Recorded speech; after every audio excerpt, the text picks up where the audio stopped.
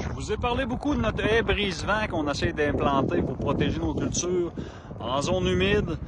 Puis je vais vous parler de plusieurs choses, du tutorage, des différents types de sols par rapport à ce qu'on plante dans la haie brise-vent.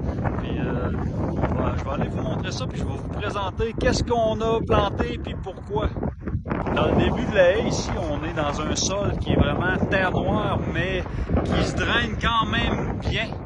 Donc c'est très fertile, mais plus qu'on avance plus loin, plus qu'on est vraiment dans la zone humide, là, puis pratiquement les pieds dans l'eau. Puis on va monter un peu plus, puis ensuite de ça, on va tomber d'une belle terre limoneuse, parfaite pour les cultures. Ensuite de ça, on va tomber un petit peu plus sablonneux, puis ensuite de ça, vraiment sablonneux plus sec. Donc, on va y aller avec vous autres, je vous montre qu'est-ce qui est planté. On est présentement dans la partie la plus humide. On le voit par rapport aux trous dans le terrain qu'on cale, puis que c'est vraiment mouillé. Là, je viens de creuser mon trou pour mon arbre. Puis si on regarde, le trou est vraiment trempe. Je n'ai pas ajouté d'eau. Puis si on observe la terre, c'est argileux, limoneux.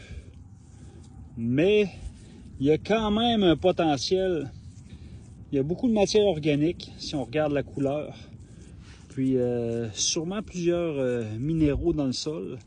Donc je suis convaincu que le peuplier hybride, avec ses grosses racines, puis sa qualité de boire de l'eau, va réussir à modifier ce sol-là pour qu'on puisse un jour planter tout autour. Donc c'est à suivre. Ici, je vous montre un autre type de sol. On est en train de monter un peu plus haut. Donc, c'est pas gorgé d'eau. Ce qu'on voit, c'est que la terre n'est pas compacte. Je creuse, puis c'est rempli de vers de terre. C'est un excellent signe. Quand on prend la terre, puis on fait ça, ça se tient légèrement. Donc, c'est un sol légèrement limoneux. C'est vraiment ça qu'on cherche en culture. C'est une des zones la plus parfaite. Puis si on regarde bien, c'est rempli de trèfle autour. Puis ça aussi, c'est un signe de fertilité du sol. Le trèfle transmet beaucoup d'azote au sol. Donc, c'est parfait comme zone. On continue de monter dans la brise-vent. On change encore de type de sol. Si on regarde bien, c'est sec. Il n'y a aucune eau d'accumuler. Ça reste quand même humide. Ça se tient encore.